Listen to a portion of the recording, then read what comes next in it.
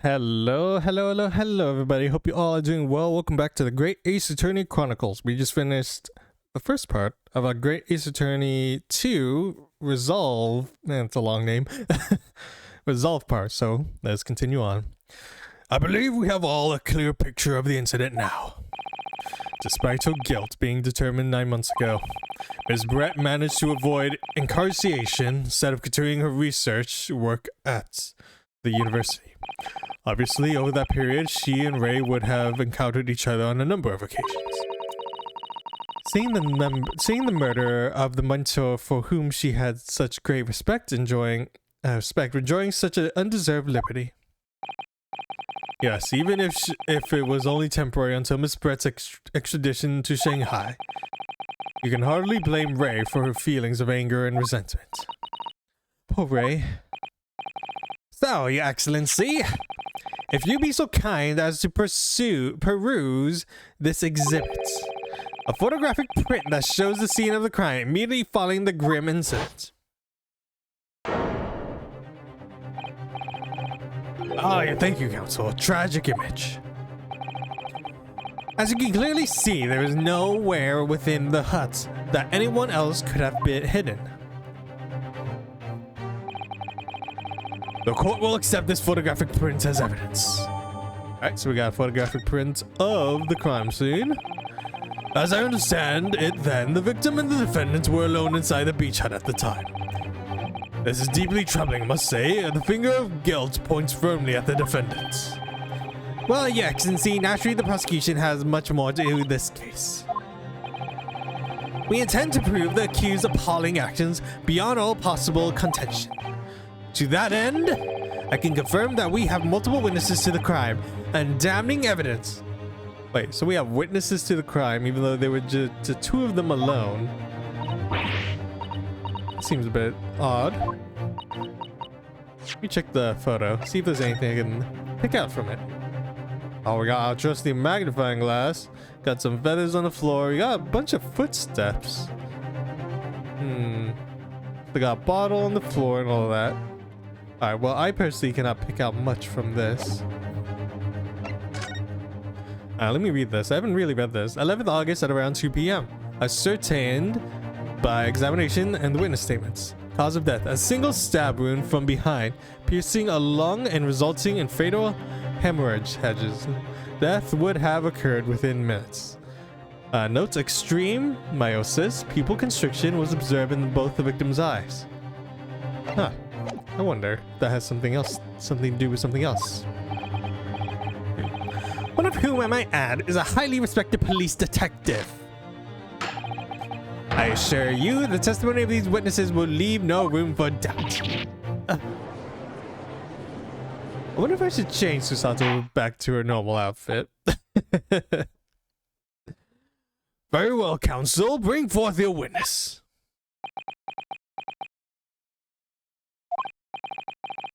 I, Takatsuchi AUCHI, have been waiting for this moment. You know what, I'm gonna pause for a moment right here and see if I can change Susato's outfit, because I'm really curious what her outfit looks like if she's actually disguised. Because I think we're missing out on something here. So, one moment.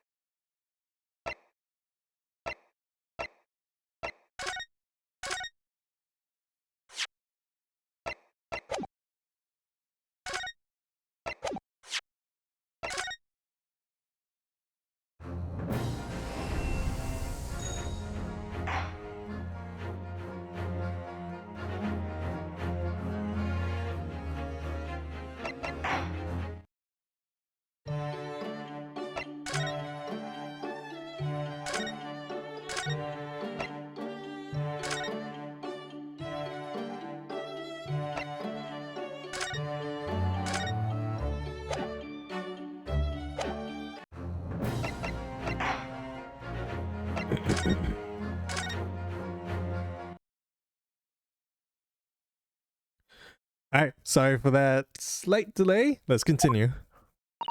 Oh my goodness, that's what we're missing out on. Oh my goodness. That's great. Sorry? Oh yes, I haven't forgotten that trial 9 months ago here in this very courtroom when that irrelevant little student boy utterly humiliated me.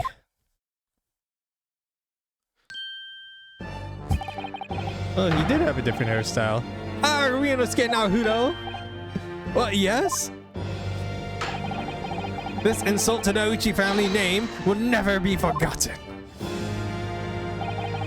You've become quite conceited with age, Council, but the old have to stand aside and make way for the new.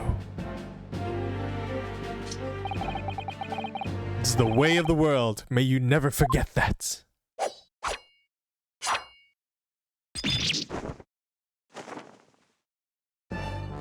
Man, a cut from that distance. Oh, is that the why he looks the way he is now? Strike the head of a samurai whose top knot has been cut, and the bell of cultural enlightenment tolls. Yes, on that fateful day, my former self died. The start of your own mini Meiji revolution. Are you modernizing as well, Council? Silence! Since I swore revenge back then, there has been a minor miracle atop my head. Observe the AUCHI growth. You see, the seed of hope sprouting forth from the barren expansion of my crown. I think that tiny growth is trying to tell me something. I'm afraid I can't really see where is the hope exactly. I said silence. Today I face another yokel student of the NARUHODO clan. Well, I will vanquish you, and my victory will be fertilized with the seed of hope atop my head. You have been warned. With that, the prosecution calls a witness to the stand. It looks like the stakes are high on both sides of this trial. The prosecution and defense each has much to lose. A haircut is hardly comparable to Ray's life. Man, Oh, I was expecting him to be in that outfit too. I think he was enjoying the beach day as well. Witnesses, please state your name and occupation to the court. Chief Inspector Satoru Hosonaga, Imperial Police Bureau. I'm in disguise, obviously, so I can go undetected. He's still like acting like a waiter. And I am, well, the next big thing in books. An author renowned throughout the capital, in fact, yes. Soon to be sold out. The sacrificial I Am a Cat. A sensational success by Soseki Natsume. Oh my goodness. Struggling student from the provinces, please. You needn't be in awe of me. I needn't? It's only natural that you feel nervous in my presence. But all of you, please relax. Can you call me Soseki even? Yes. What on earth is Soseki-san doing here? Tread carefully, Sasato. The author fellow knows you from the time in London, doesn't he? If he exposes you for who you really are, this will be over before it has even begun. Yes, of course, I know. I presume Soseki won't have forgotten about me. I could certainly never forget him. Although he does seem to have changed somewhat in the 6 months or so that's been since I last saw him. And as for the Inspector Hosonaga, that amazing outfit is hard to believe. I do have something on my face. Well, your glasses for one, although they don't seem to be helping you see. Thank goodness he hasn't recognized me either.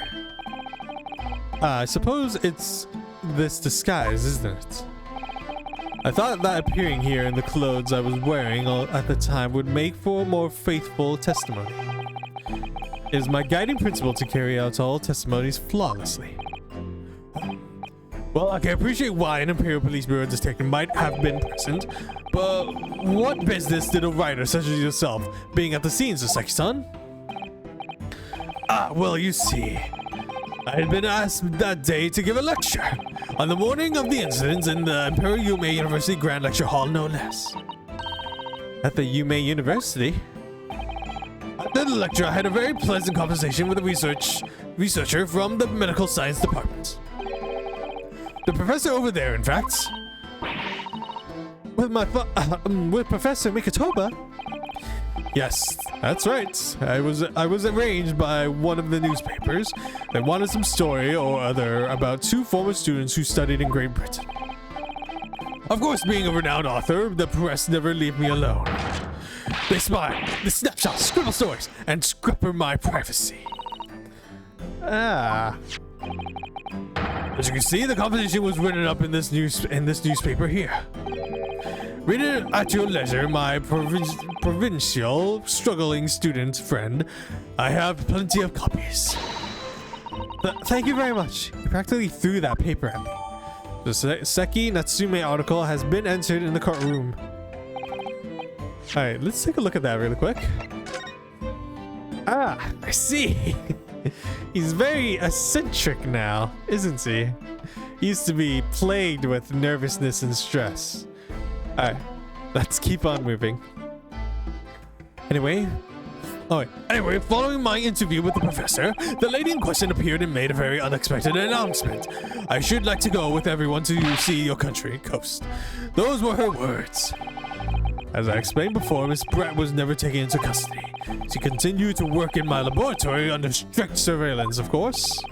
At which utterance, the university immediately contracted the government to seek guidance.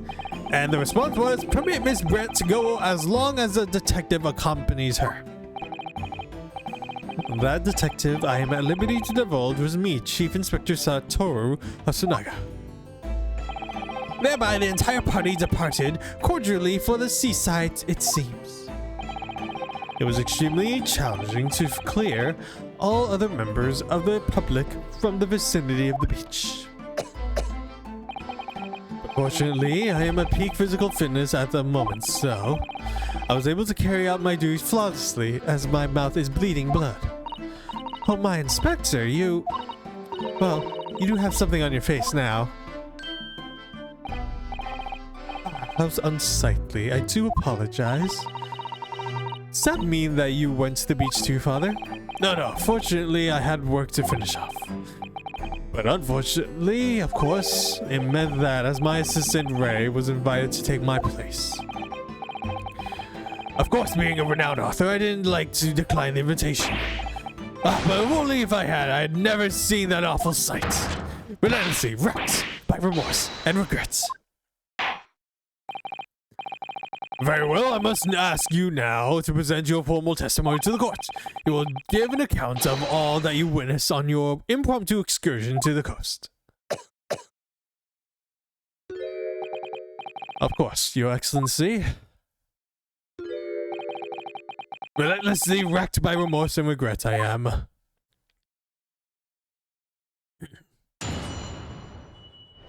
Alright, time for some the witness scene. On the day of the incident, I was ordered on a special surveillance assignment in this disguise. I just managed to catch that crab when I suddenly heard a kind of wall from behind me. I ran into the beach hut at once, where I found the pair in question.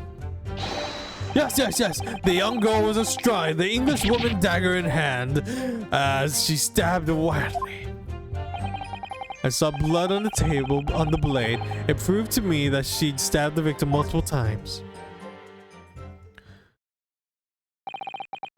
Indeed, it does appear that this testimony both witnesses here present thoughts. Multiple times, eh? It just says a single stab wound, so we already have our first contradiction there.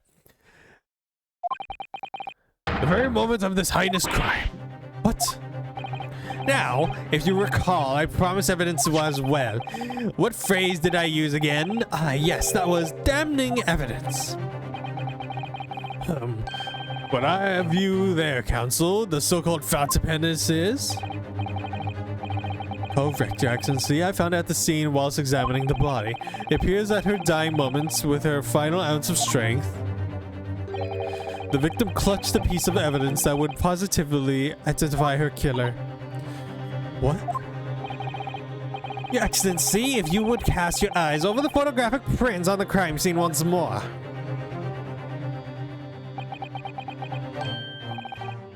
Goodness me! Yes, the victim is clearly grasping something quite deliberately there in her hand. That's right, the fountain pen. And if you kindly examine the pen, Your Excellency.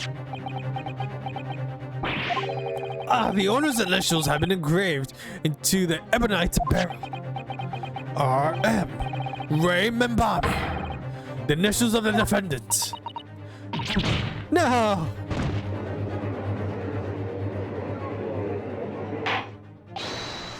This fountain pen will be admitted immediately as critical evidence. Fountain pen has been found and turned into the courtroom. I wonder if we can examine it some more. No, cannot examine it more. So I have omitted anything. Decisive testimony and damning evidence. There's a bright blue sky outside the courthouse today. Perfect weather to ascribe guilt, I feel. I don't understand. The prosecutor, AUCHI, of 9 months ago, had none of this man's pose. Counsel for the defense. You may begin your cross-examination now. NARUHODO-san. NARUHODO?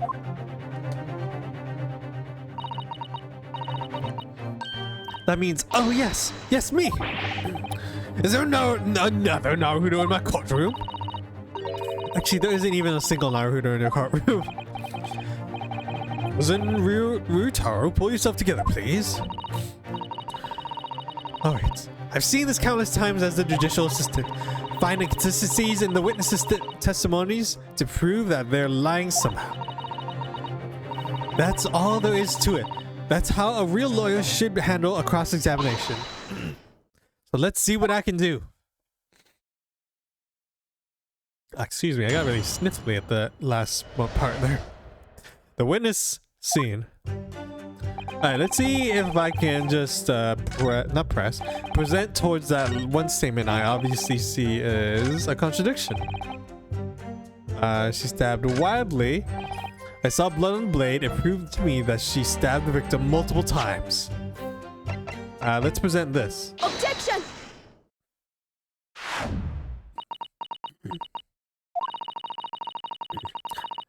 With that accusatory cry that just welled up from deep inside me, I think I finally understand. Every time Kazuma-sama and NARUHODO-san have stood here at this bench, the stakes have been very, very high indeed. What's the meaning of this menacing pose, counsel? I like the witness to clarify something from me. Who? What? What? How? Not you, Saseki-san. It's very... This query is directed at Inspector Hosonaga. That's me. In your statement just now, you said that the victim was stabbed multiple times. Yes, that's right. As I said when I entered the hut, the defendant was already standing over the victim, bloody knife in hand, like a murderous demon.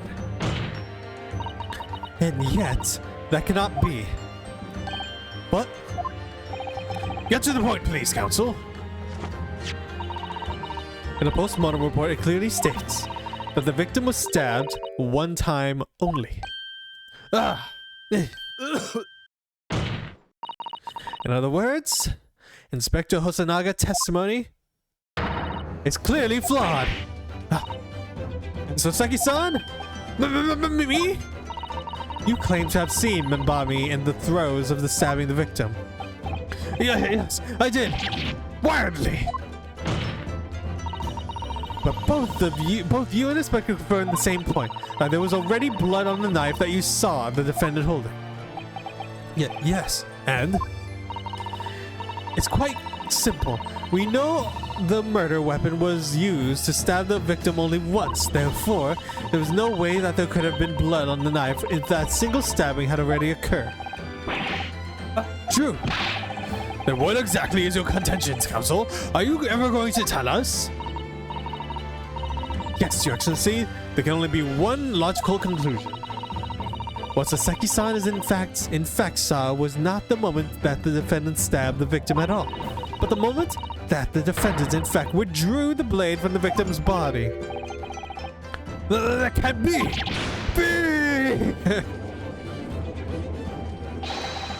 Excellent work, Susato. You exploded at them with the objection and then proceeded to pull them apart systematically.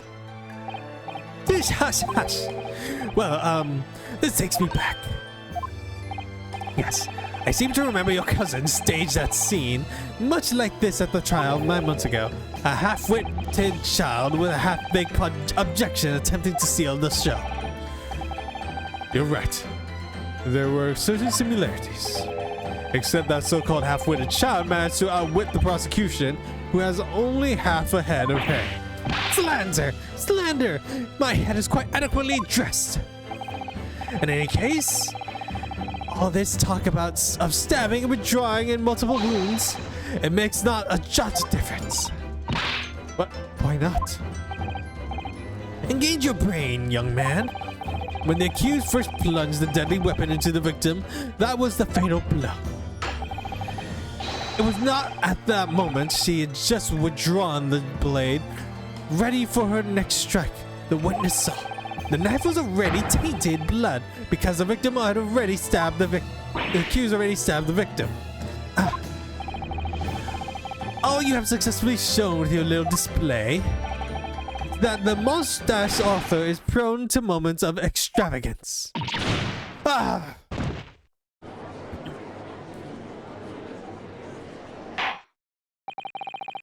am in agreement with the prosecution.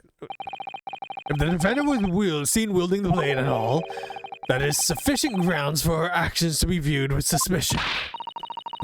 But if she was withdrawing the blade, then we are back where we started. Sorry? Consider this, young yokel boy. If the student girl is innocent as you claim, then why would she have pulled the blade from the victim, and with a demon's cold-blooded composure too? The prosecution demands an explanation, and it better be good. Why did Ray pull out the knife? Yes, going for the jugular. What does father mean by that? Let the court hear your answer then, counsel. The truth is, I don't really know, but I have to come up with a plausible reason here, or we don't have a case. The reason why the defendant pulled the knife blade out of the victim's body was certainly she could save her life. According to the postmortem report, the victim's death was not instant. That's correct. I thought she would have remained conscious for a short while after sustaining the injury. Indeed, giving her the time to take hold of the piece of evidence that clearly indicates her killer. The point is, being a medical research assistant, Mbami was compelled to act when faced with a wounded victim. Instinctively, she pulled the blade out in an attempt to save Miss Brett's life.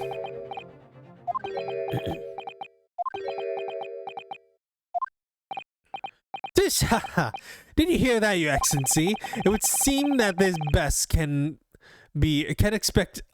is the best we can expect of this young yokel. Indeed. Is it just me, or does it suddenly feel much colder in here? Your Excellency, if I may. Speak, witness! I would like another opportunity to testify in respect to Slipshop assertion just put forward by the yokel defense counsel, I mean. Slipshop? An excellent idea, Inspector. A young local hopeful has a modicum of knowledge when it comes to the law, it seems. But in matters of evidence, he appears to possess none iota of common sense. Very well, Inspector. I permit your request. You will testify again before the court on the subject of defense counsel's assertion. Yes, sir.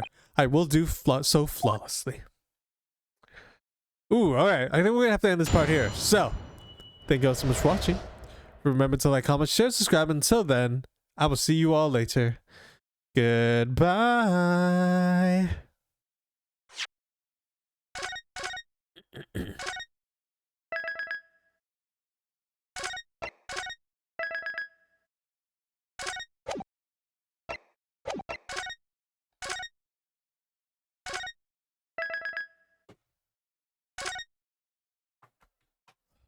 Mm-hmm.